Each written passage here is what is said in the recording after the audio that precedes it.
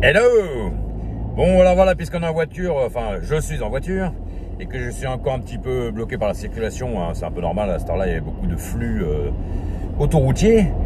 J'en profite pour faire une petite vidéo, parce que justement, je viens de penser à une chose, là, et un petit sujet que je voudrais parler. Alors, ça fait partie un peu, on peut associer ça à tout, hein, dans la vie de tous les jours, au sport, dans n'importe quoi. Je me suis retrouvé à un moment l'année dernière, bon c'était l'hiver comme là, hein, bien sûr. Je me suis retrouvé à un moment avec un peu en perte d'énergie, on va dire. Et puis on a eu, bon j'ai eu des problèmes, quelques petits soucis, voilà, d'entente, on va dire.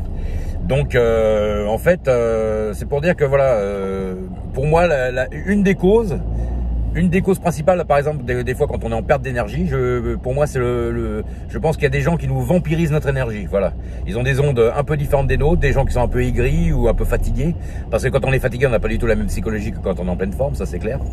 Vous avez qu'à rester 2, 3 jours, 4 jours en dormant peu et vous allez voir le 5e jour si vous n'avez pas vous énerver au moindre mot de travers. On a une psychologie totalement différente, on est dans la négativité. Alors moi c'est ça que je voulais faire remarquer, parce que j'ai remarqué, cet après-midi on en a parlé au travail plus ou moins, j'ai remarqué que j'ai voulu surligner le fait que de temps en temps on peut avoir chez soi, ou même moi, hein, même moi je peux très bien être le vampire de quelqu'un d'autre énergétiquement. Si la personne a une énergie inverse à la mienne à ce moment-là et que moi je suis un jour un peu plus énervé qu'un autre ou quoi, je peux les vampiriser totalement son énergie, hein, c'est valable pour n'importe qui. Hein. Donc voilà, je voulais mettre ça en lumière aujourd'hui, c'est que enfin ce soir plutôt, c'est que de temps en temps, bah, vous pouvez avoir un collègue ou un groupe de personnes qui vous vampirise à longueur de journée votre énergie, et vous rentrez des fois le soir, même en n'ayant pas travaillé énormément, et vous êtes vidé, totalement vidé, fatigué, on se sent vidé, voilà. Et ça peut être aussi le conjoint, ça peut être un parent des conjoints, ça peut être la famille, dans nos propres familles, ça peut être n'importe qui. Des gens qui sont dans une énergie différente de la nôtre. On dit toujours qu'il faut être sur la même longueur d'onde. Alors quand les ondes sont un peu... si vous n'êtes pas en 432 Hz et puis que vous êtes en, je sais pas moi, 1 Hz avec une onde différente, bah ça vous bouffe votre énergie. Il y a beaucoup de gens le soir qui rentrent dans les transports, dans le métro ou le bus ou le RER ou le train ou j'en sais rien, ou TGV. Et j'ai déjà entendu dire que voilà, quand il y a un flux de gens au mètre carré qui sont les uns sur les autres, parce que dans les transports il n'y a pas de place, tout le monde est serré. Et il y a des gens qui rentrent chez eux très fatigués, ils disent tout le temps qu'on est fatigué à cause du trajet. C'est pas le trajet qui fatigue, c'est l'énergie des gens. Voilà, c'est ça que je voulais mettre en lumière. Donc, en fait, en ce moment, surtout en hiver, c'est 2 fois, il faut y faire attention 2 fois plus. C'est des petits détails, mais un manque de sommeil, un manque de calcium, un manque d'énergie, un manque de magnésium, de potassium, de tout ce qu'il faut. Et on est en manque d'énergie et le caractère change complètement.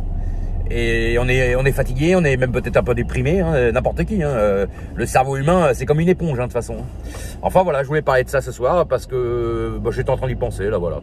Hein, quand je suis dans ma voiture, je pense à tout un tas de choses, le temps de rentrer tranquillement, voilà.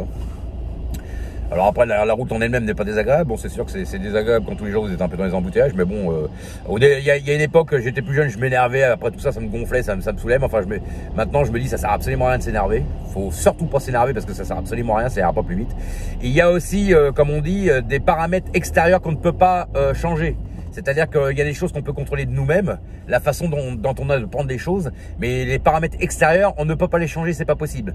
On peut pas s'énerver, ça sert à rien de s'énerver contre les embouteillages, on ne peut rien y faire, c'est un élément extérieur. Tout le monde subit. Donc c'est ridicule de perdre encore de l'énergie à s'énerver par rapport à ça. Donc voilà, de toute façon, on est dans une ambiance de fête, c'est bientôt Noël, hein, de toute façon, il n'y a pas de raison de... Voilà. Mais j'ai remarqué qu'il y a encore des gens un peu fatigués, un peu aigris, un peu... Le temps fatigue aussi, forcément, on manque de vitamine C, on manque de tout ce qu'il faut. Donc voilà, c'est pour ça que d'ailleurs, en hiver, on prend plus de vitamines, de minéraux et tout ce qu'il faut. Hein. Enfin, pas tout le monde, mais enfin, il y en a beaucoup qui le font, et puis voilà. Donc voilà, moi je dis que ce soir, je surligne le fait qu'il faut travailler son énergie. Évidemment, c'est toujours plus facile à dire qu'à faire, hein, évidemment. Quand vous rentrez chez vous le soir du travail et tout, vous êtes un peu fatigué, tout ça. Bon, ouais. En fait, ça dépend aussi dans quel état d'esprit on arrive le matin au travail. Le travail ou même à la maison. L'état d'esprit est très important finalement. Voilà. Qu'on ait des problèmes ou qu'on n'ait pas de problème. Bah, après, évidemment, les gens qui ont beaucoup de problèmes dans leur vie, des factures, je ne sais pas, des dettes ou un parent malade, un enfant malade, quoi que ce soit, forcément, il va être dans une énergie un peu plus négative pendant une période, c'est logique. On peut pas toujours être dans une bonne énergie tout le temps non plus, ça c'est faux. Voilà, parce que des fois justement le fait de se mettre aussi dans, enfin d'être pendant un moment dans une mauvaise énergie, ça permet aussi des fois de se remettre justement sur les rails. Donc c'est pas vrai qu'on peut toujours être dans une bonne énergie, c'est absolument faux. N'importe qui a des problèmes et puis n'importe qui peut être négatif quelque temps, hein, voilà. Donc voilà, retravailler l'énergie, moi c'est ce que je suis en train de faire, hein. J'essaie de me remettre, voilà, il y a un moment j'étais tout à fait fatigué, mais en même temps j'étais quelqu'un à un moment qui dormait peu, hein. Puis je suis quelqu'un qui est un peu excessif dans tout, je suis un excessif, donc de toute façon quand je fais les choses, je les fais un peu plus que la moyenne, et puis je suis toujours, voilà, toujours un peu dans le speed, quoi. Donc voilà, allez.